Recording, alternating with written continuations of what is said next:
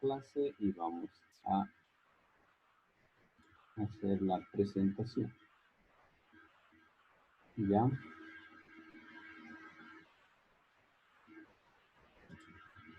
En este caso vamos a presentar directamente del texto guía, el libro guía. ¿Ya?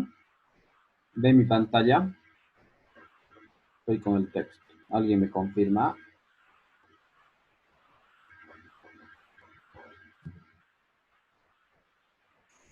Sí, licencia, ve. Ya, gracias. Bien, entonces, en la exploración clínica del aparato reproductor macho, ¿ya? Los principales signos clínicos que vamos a ir identificando son la balanitis, que sería la inflamación del pene, balanopostitis, inflamación del pene y del prepucio, y además que no puede sacar el pene o no se puede desenvainar el pene por la inflamación del prepucio. ¿Ya? Otro signo clínico, la criptorquidia, que es la ausencia de testículos en las bolsas escrotales, ¿no? A diferencia de criptorquidia, en este caso hay ausencia, ¿no? Pero de repente esos testículos no han descendido y todavía pueden estar encontrándose en la parte eh, de la cavidad abdominal muy cerca a la región pelviana, ¿no?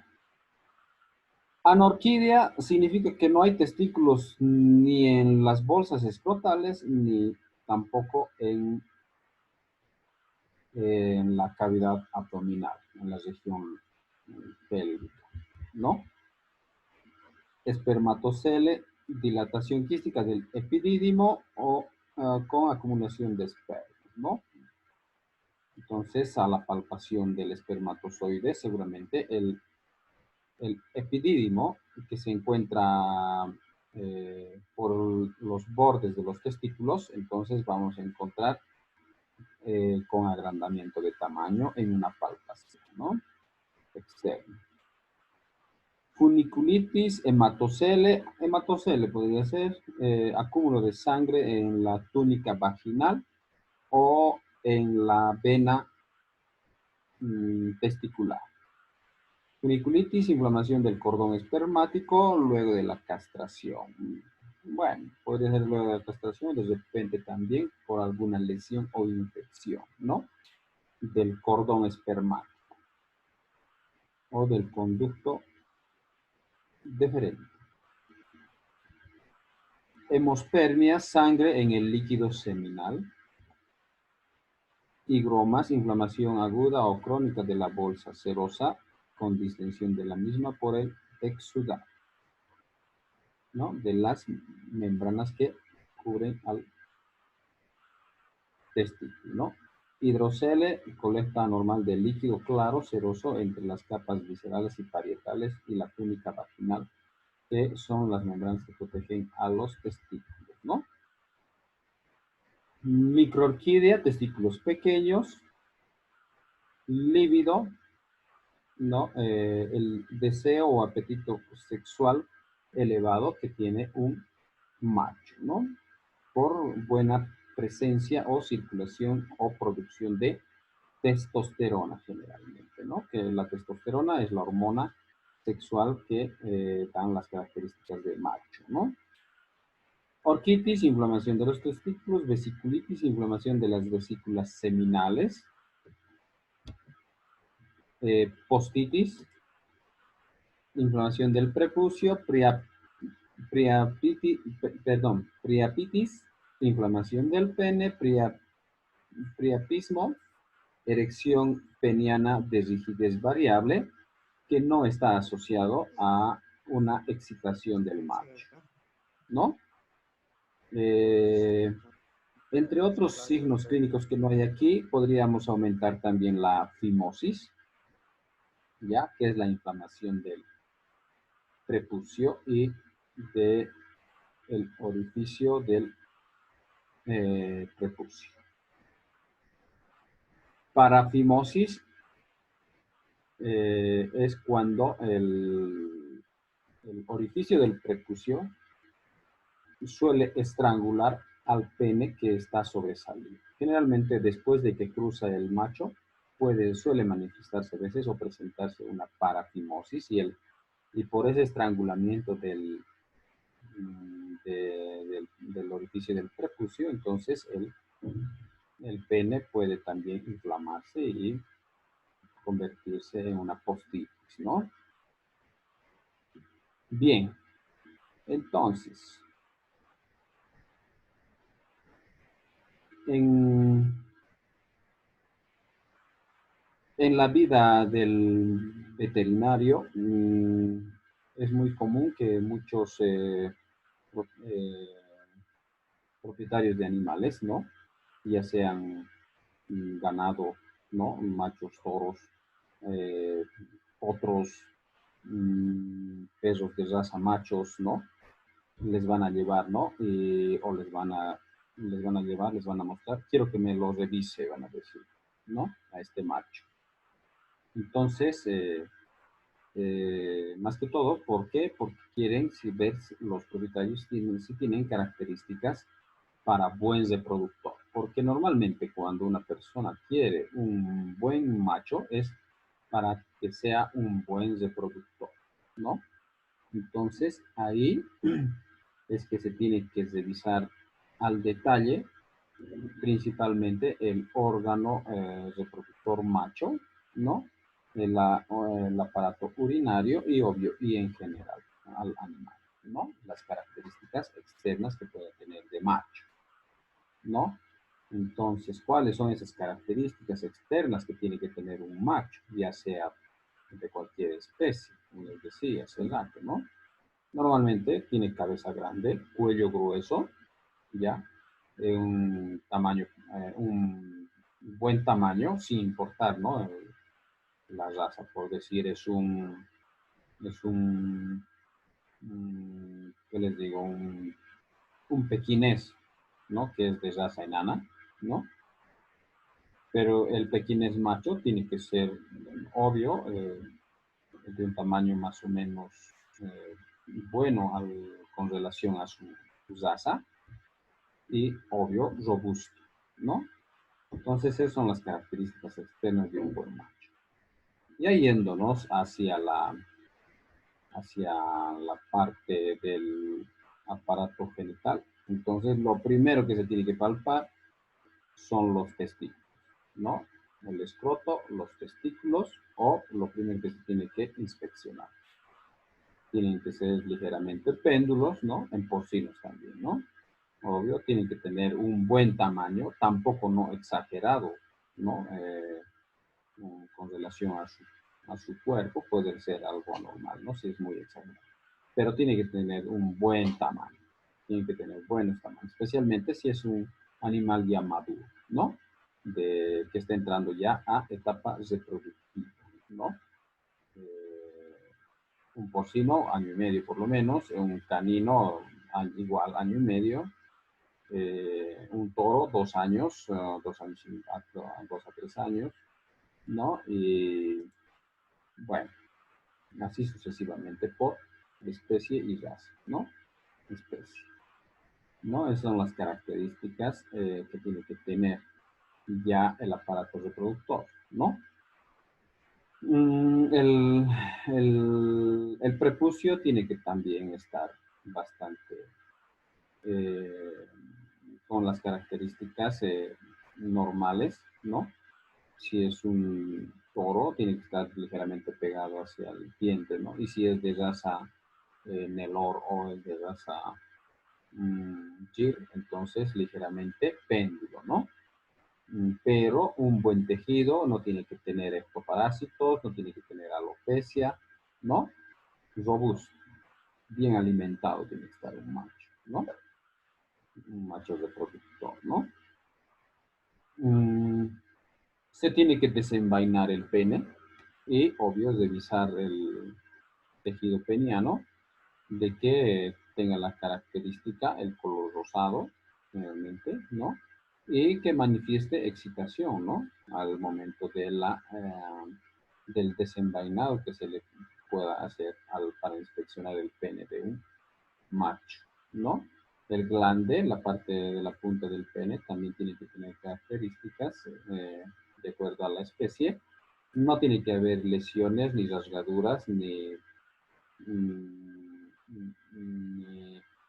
ni tampoco alguna degeneración de ese tejido, ¿no? Entonces, eso es lo que se tiene que revisar en un macho. Ya después, a la libido, ¿no?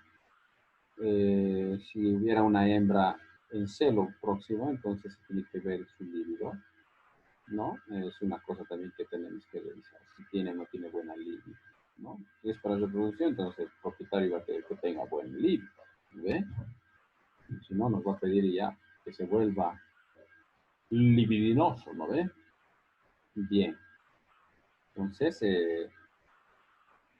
y obvio, ¿no? Que tenga buena facilidad para la moto, ¿no?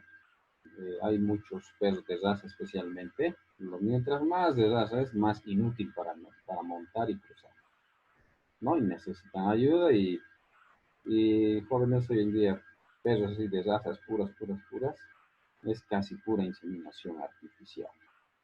Y ustedes tienen que saber hacer la inseminación artificial, que con calma al año ya les voy a ir enseñando. ¿Está bien? No es muy complicado. Una inseminación, obvio, ¿no? En fresco y de campo, ¿no? Bien. Entonces, en una inspección clínica general, eso es lo que se inspecciona también a un macho, ¿no? ¿Ya? Bien. Ah, a la, también ya en una inspección más, a ver, ahorita vamos a ir bajando, ¿no? Ya en la reseña o la ficha clínica o historia clínica también, entonces la especie, como estamos viendo, se tiene que ir viendo la raza, como hay diferencias por razas, ¿no? Y la edad, ¿no? La edad. Algunos cachorros pueden hacer sin testículos, pero antes del mes de edad tiene que descender. No desciende antes de los 3 meses, obvio, perdón, del 1 al tercer mes se le puede hacer todo el tratamiento. Después del tercer mes, el testículo que se encuentra en cavidad abdominal ya no sirve, se vuelve improductivo. ¿Ya? Bien. Entonces, en edad es muy importante, ¿no? Y cada especie tiene así su tiempo, ¿no? Para que descienda sus testículos. Después de eso, ya no más tienes el tratamiento, sino ese testículo ya no sirve. Y es que no ha descendido, ¿no? Bien. La edad también es muy importante porque, obvio, si es un animal ya mayor, entonces el líbido y todo el carácter reproductivo baja, ¿no? Y mientras más viejo, baja mucho más, ¿no? Y también los problemas cancerígenos, especialmente en la próstata y en las glándulas seminales, también ya empiezan a aparecer con nivel muy, muy, muy selecto ya, ¿no? Bien. El tamaño y el peso, como les decía, si es muy flaco, entonces no va a reproducir y obvio, o no va a tener mucho líbido y muchas ganas de cruzar, ¿no? Fácilmente se va a cansar, ¿no? Bien. Apreciaciones particulares como en cualquier ficha clínica, ¿no? La anamnesis, entonces, las preguntas habituales, si es el tipo de nutrición que tiene, ¿no? Es muy importante. La nutrición para un macho reproductor es muy importante el tipo de nutrición que tiene, ¿no? Para ver puede estar gordito, medio robusto nomás el animalito y todo eso, pero si no tiene los nutrientes necesarios para la reproducción, ese macho no cruza o tiene muchas dificultades al cruzar, ¿no? Obvio, el ambiente, entonces las condiciones en las que vive y el clima, ¿no?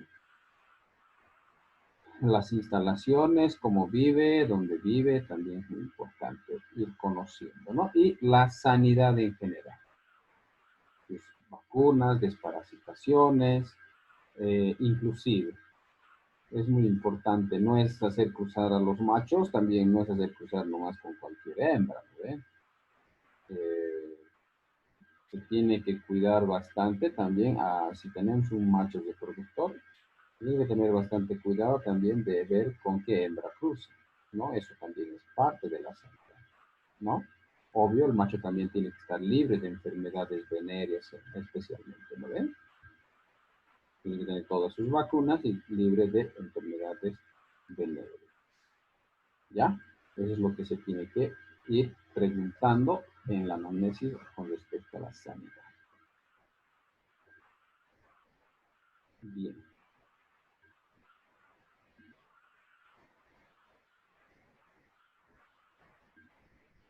Mm, a ver.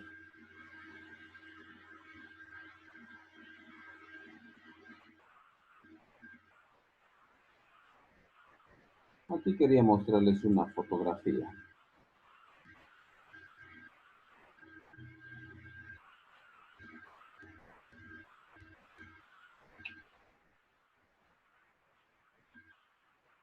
Acá. En esta imagen, entonces, jóvenes, ¿ven la imagen? Sí, dicen, se ve. No, Lice. No, Hola. Lice. No, ya, a ver, entonces voy a volver a la presentación. A ver, ahora sí tiene que verse. A ver, ¿alguien me confirma de los que no estaban viendo? Ahora sí. Ya, ahí no, a veces es Un inconveniente. testículo y un testículo medio blanco veo. Ya, tal vez el celular. Pero más que todo, aquí lo que quiero mostrarles es las partes, ¿no? Como un recordatorio anatómico, ¿no? Entonces, aquí está, como les decía, el testículo, ¿no? Y aquí tiene una cabecita y cola que está en el borde del testículo, ¿no? Eso sería el epididio, ¿no? Aquí estaría la bolsa que externamente les protege, sería el escroto, ¿no? Y aquí hay un conducto que sale de los testículos, ya, y lleva el conducto deferente, ya. Este conducto desemboca en la uretra, ya. Por ahí secretan los testículos los espermatozoides, ¿no? En la unión de la uretra y el conducto deferente, ¿no? Entonces está la próstata y las vesículas seminales, ¿ya? Entonces, luego, cuando se mezcla la secreción de los testículos con espermatozoides, se mezcla con la secreción de las vesículas seminales y de la próstata, el producto se denomina semen, ¿ya? Y el semen por la uretra que está, ¿no? Por la uretra, que está por la parte ventral de los músculos penianos o con músculos cavernosos del pene, por la parte ventral está pasando la uretra. Entonces, eh, eh, el macho eyacula en el órgano genital hembra, ¿no? Entonces, eso sería un recordatorio anatómico, ¿no? el pene tiene 3 o 4 músculos cavernosos que conforman ese órgano, ¿no? Y el tejido que protege el pene sería el prepucio, ¿ya?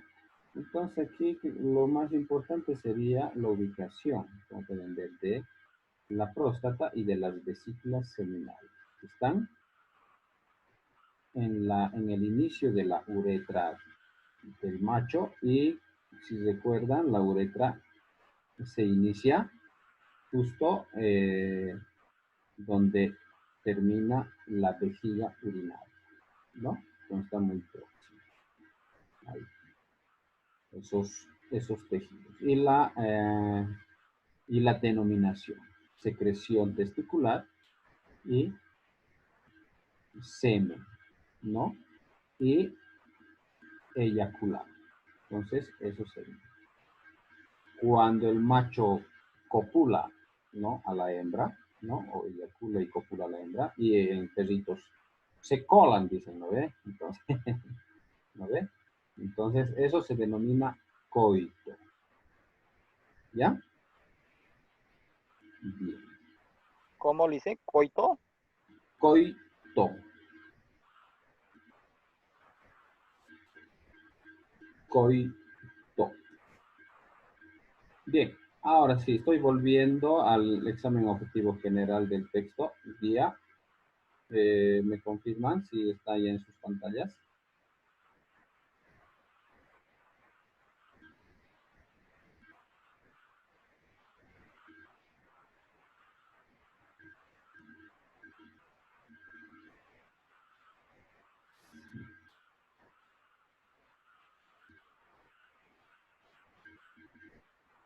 ¿Ven mi pantalla, jóvenes? ¿Alguien me confirma? No veo yo, Lice. Oye, Igual no veo, dicen. entonces volveremos a presentarlo. Ahora, Ahora Ahora sí. sí. ya, muy bien. Sí, estamos, creo, con problemas del internet. La hora pico. Bien, continuamos. Entonces, en el examen objetivo general, como hace rato ya les iba explicando, ¿no? Y aquí también, como pueden ver, estado de piel faneras, estado del sensorio, facies y tipo y frecuencias respiratorias, dice, ¿no? La actitud y la marcha, cómo camina, ¿no? Que ya en otros eh, aparatos ya hemos ido viendo y hablando de eso, ¿no? Igual lo mismo que tiene que ir bien, ¿no? Mm,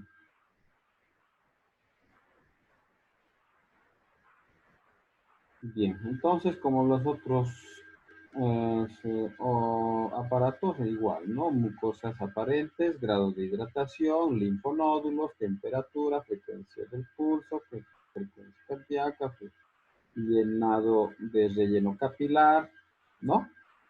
Bien, entonces como en las anteriores semiologías de los otros aparatos, ¿lo ven? Bien. En un examen objetivo ya más particular, ¿no? Entonces, como les iba hablando, ve la conducta sexual o libido, ¿no? Entonces, un macho tiene que tener el respectivo libido, ¿no?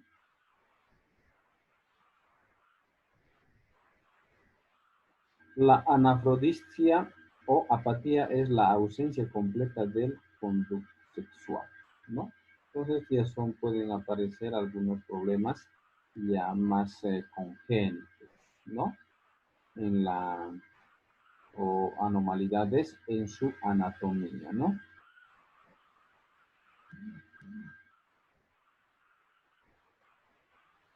Entre otras cosas que también hay que ir viendo por decir, en una granja de cerdos, ¿no? Entonces, la prueba de capacidad de servicio, sus registros, con cuántas hembras cruza al mes, ¿no? Al año. Entonces, hay diferencias, ¿no? Y hay que ir notando, ¿no?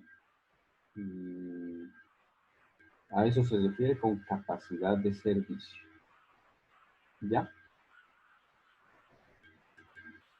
y un examen minucioso de los genitales, ¿no? Y de los órganos que conforman los genitales, ¿no? La bolsa escrotal, ¿no?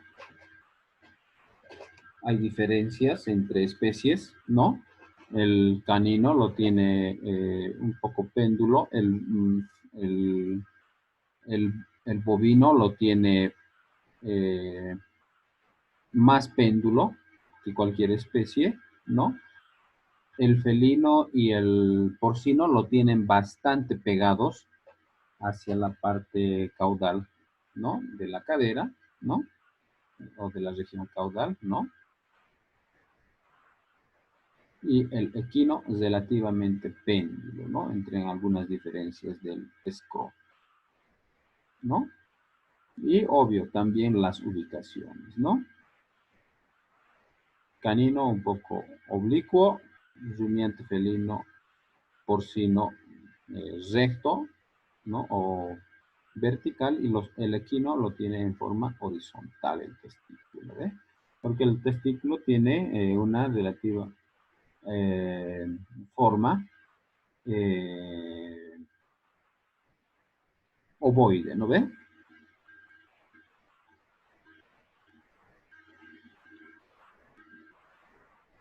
En el prepucio y el pene, como les iba indicando al principio, igual, ¿no? El prepucio sería la piel que protege al pene, ¿no? Entonces tiene que estar con un tejido uniforme, no tiene que tener heridas, ni sarnas, ni alguna protuberancia o lipomas que podrían tener en la piel, ¿no?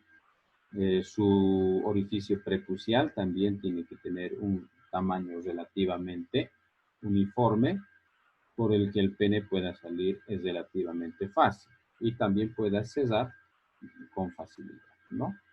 Hay algunos prepucios que su orificio es demasiado pequeño y para el desenvaine del pene, entonces el machito suele sufrir, ¿no? O quejarse, ¿no? Entonces, la fimosis, ¿no?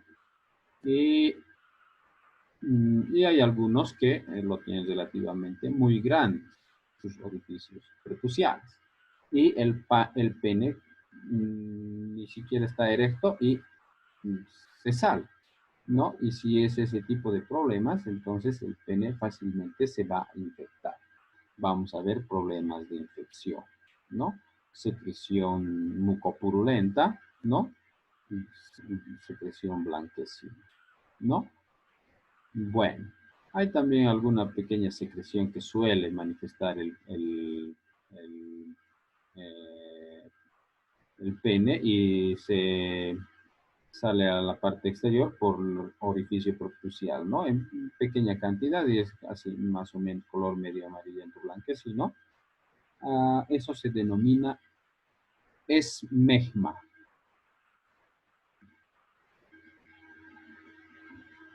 ¿Ya? Bien. Como les decía hace rato, está la fimosis, la parafimosis, priaprismo, ¿no? Es el priaprismo cuando el orificio del pene es muy amplio y el pene se extravasa hacia afuera sin presencia de erección, como ven, ¿no? Ya inspeccionando el pene, entonces balanitis, ¿no? Inflamación del pene.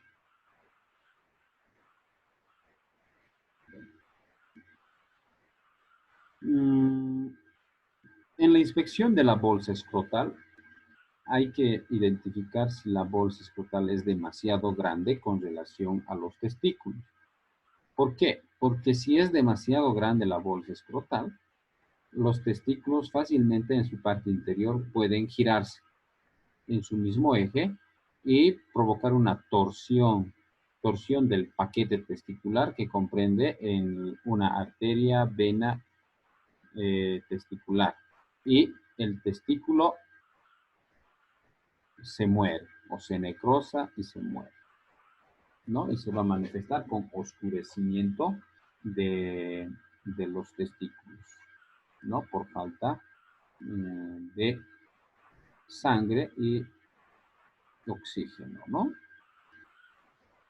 Cianosis y luego se va a ver cianosis y al final se va a ver necrosis, oscurecimiento de esos testículos.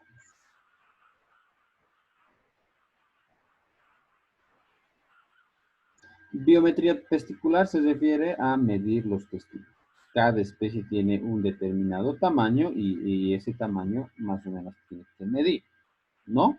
Y aquí, si lo leen con calma, van a ir encontrando los tamaños aproximados que tienen los diferentes tipos de testículos de cada especie. ¿Ya?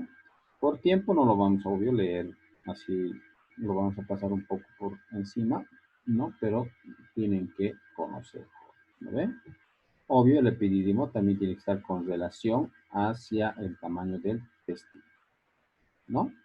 El cordón espermático junto al músculo que sostiene los testículos péndulos se denomina, es el músculo cremastre. Entonces, igual, hay que hacer una palpación de ese músculo y entre medio está pasando el cordón espermático o el conducto deferente junto a los vasos sanguíneos, una arteria y una vena. Hay que palpar, que tenga también el tamaño correspondiente o de repente puede tener alguna inflamación o alguna protuberancia anormal, ¿no? O un engrosamiento anormal.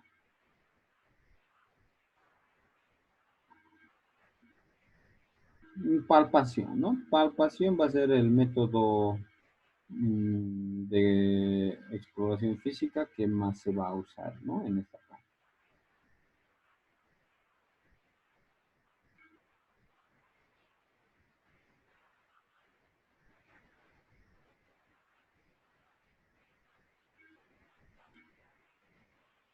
En algunos casos vamos a tal vez una muestra de secreciones prepuciales, ¿no? Que hay que identificar siempre que sea una secreción no contaminada, que sea en forma más o menos directa del interior del prepucio, ¿no? Porque si es algo que está ya hacia afuera, puede estar contaminada, ¿no? Entonces hay algunas así consideraciones que hay que ir tomando para la toma de muestra, ¿no ve? Normalmente se utiliza un hisopo, ya son como cotonetes que se introduce dentro del prepucio y obvio previo una limpieza de la parte exterior, ¿no? Y se introduce en el fondo y se toma la muestra. Y eso con un medio de transporte se lleva al laboratorio para su cultivo. Semiotecnia, aquí se explica cómo desenvainar, ¿no? Y exteriorizar al pene, ¿no? En los caninos se utilizan los dos dedos índices de la mano y con eso se va semiapretando al pene para que poco a poco vaya recorriendo y se va recorriendo hacia atrás para exteriorizar, ¿no? En los toros o equinos normalmente se utilizan a veces, en la mayoría de los casos, las dos manos para poder exteriorizar, ¿no?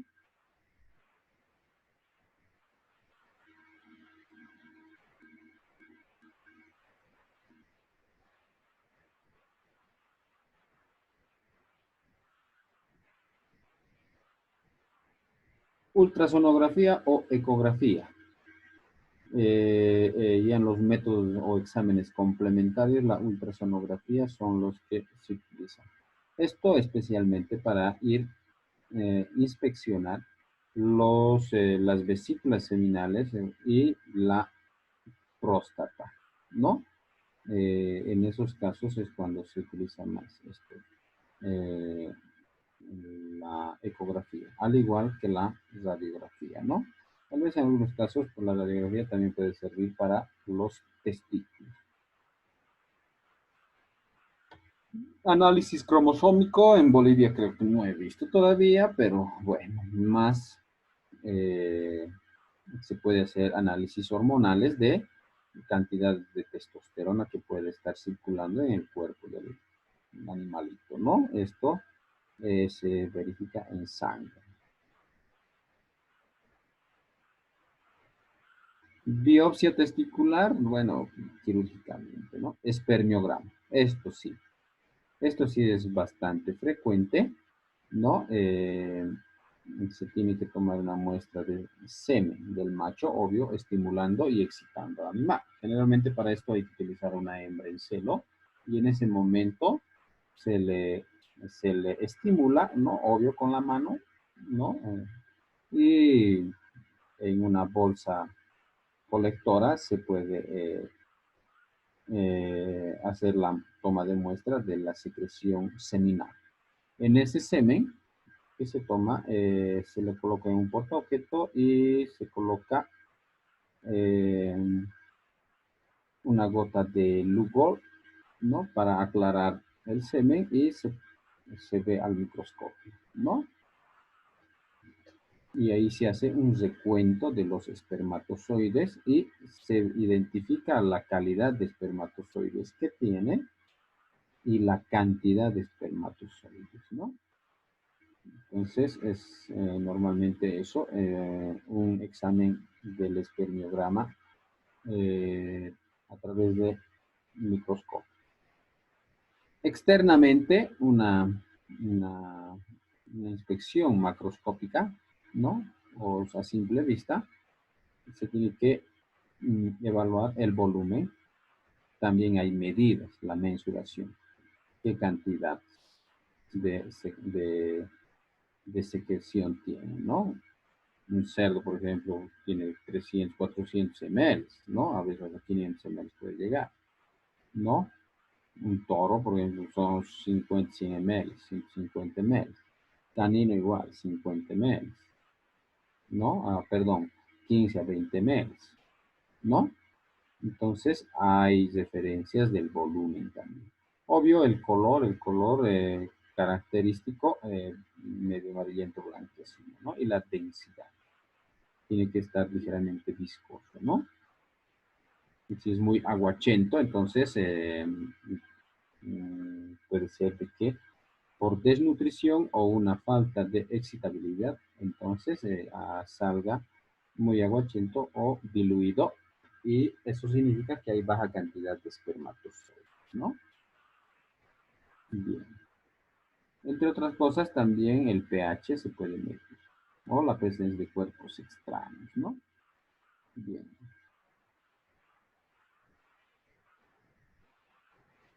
Bueno, entre algunas otras formas de colección de semen, ¿no? Hay vaginas artificiales, vacas maniquís, ¿no? O, pero el principal forma es, siempre tiene que haber una hembra cerca en celo, ¿no? Bueno, hay el espermio eyaculador, también la masturbación es lo que, bueno, normalmente más se utiliza, ¿no? Con la estimulación manual del pene, ¿no? Eh, el electroeyaculador también es bastante utilizado, especialmente en toros. Esto consiste en la introducción de un vibrador, ¿no? Ligeramente pequeño que se le introduce y relativamente largo que se le introduce vía rectal y este vibrador empieza a vibrar y a hacer estímulo en las glándulas seminales. Esto excita al macho y le hace eyacular. Pero generalmente el electroeyaculador produce una eyaculación con baja cantidad de espermatozoides.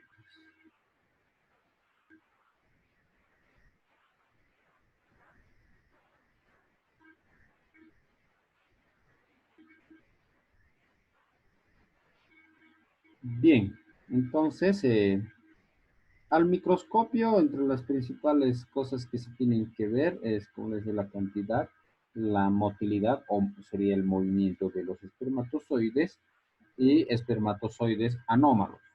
Puede haber espermatozoides sin colas, puede haber espermatozoides con 2 cabezas o 3 cabezas, y esos no son viables, ¿no? Y no son resistentes, ¿no? A la salida nomás ya se mueren, ¿no? No llegan ni a la puerta, pues, ¿no? Entonces, así los anormales. Puede haber espermatozoides pegados con sus colas, ¿no? Entonces, entre algunas anomalías que se pueden ir denotando al microscopio. Esas serían las anormalidades espermales. ¿Bien? Bien, eso sería, jóvenes, nuestro último tema. ¿Ya? ¿Preguntas?